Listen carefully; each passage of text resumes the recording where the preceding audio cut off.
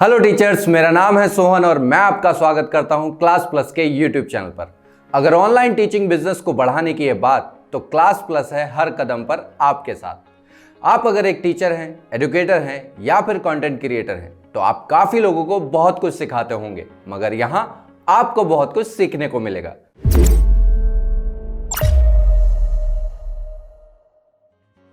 तो आगे बढ़ने से पहले चैनल को सब्सक्राइब कर लीजिएगा और बेल आइकन जरूर दबाइएगा ताकि फ्यूचर में आने वाली वीडियोस के नोटिफिकेशन आप तक पहुंच जाएं। वीडियो काफी डिटेल्ड होने वाली है, तो बिना स्किप किए एंड तक जरूर देखिएगा, कहीं आप कोई इंपॉर्टेंट पार्ट मिस ना कर दें। याद रखिए, एक भी पॉइंट छूटा ग्रोथ कवच टूटा। तो आज हम बात करेंगे स्टूडेंट मॉनिटरिंग की, जिससे आप अपने स्टूडेंट्स को मॉनिटर कर सकें कि वो कितना सीख रहे हैं, कहां वो लैग कर रहे हैं और उन्हें कहां ज्यादा काम करने की जरूरत है। तो चलिए बात करते हैं कुछ टेक्निक्स की, जिससे आप अपने स्टूडेंट्स की परफॉर्मेंस को मॉनिटर कर सकते हैं। तो सबसे पहली टेक्निक है करिकुलम बेस्ड मॉनिटरिंग टेस्ट। ये टेस्ट रेगुलर बेसिस पर दिए जाते हैं स्टूडेंट्स की परफॉर्मेंस मॉनिटर करने के लिए। तो अगर आपके स्टूडेंट्स परफॉर्म कर रहे हैं तो इसका मतलब है आपके मेथड्स काम कर रहे हैं, लेकिन अगर आपके स्टूडेंट्स परफॉर्म नहीं कर पा रहे हैं तो इसका मतलब है आपको अपने मेथड्स चेंज करने की जरूरत है। आप अपने प्रेजेंट सिलेबस को डिफरेंट तरीके से सिखाने की कोशिश कर सकते हैं ताकि आपके स्टूडेंट्स सीख पाएं और उनके दिमाग में भी रहे। तो ये आपके स्टूडेंट्स की प्रोग्रेस को और आपकी प्रोग्रेस को भी मॉनिटर करने में हेल्प करेगा। अगली टेक्निक है ऑब्जर्वेशन एंड इंटरेक्शन।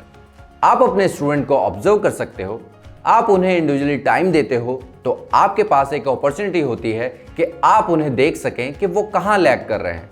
उनसे बात करके आप ये समझ सकते हो कि जो मेथड या टेक्निक आप यूज कर रहे हैं, क्या वो उन्हें हेल्प कर रही है, और अगर नहीं कर रही है तो आपको ये सोचना होगा कि आप क्या मेथड यूज करें जिससे आप उनकी प्रोग्रेस में हेल्प कर सकें और उनकी प्रोग्रेस और अपनी प्रोग्रेस को मॉनिटर कर सकें। अगली टेक्निक है फ्रीक्वेंट इवैल्यूएशन। ये बहुत मैटर करता है कि स्टूडेंट्स अपने आप को एज अ लर्नर कैसे देखते हैं।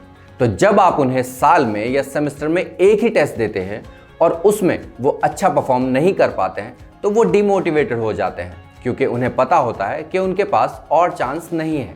लेकिन अगर आप उन्हें मंथली बेसिस पर टेस्ट देते हो, तो अगर किसी टेस्ट में वो अच्छा परफॉर्म नहीं कर पाते हैं तो उन्हें पता होता है कि वो अगले वाले टेस्ट में अच्छा परफॉर्म कर लेंगे और वो मोटिवेटेड रहते हैं लगातार प्रोग्रेस करने के लिए।